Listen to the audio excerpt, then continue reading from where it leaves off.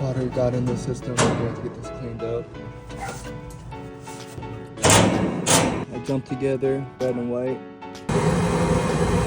In these Goodman Amana systems, these run off a spark igniter. For the blower motor, we are at 2.8 amps. So I'm gonna clean this evaporator coil. Here I'm using Evap foam no rinse.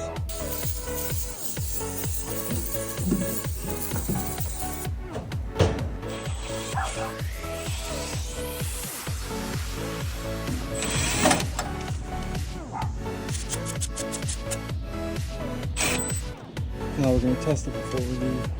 So now we're good to go. We'll wrap it back up.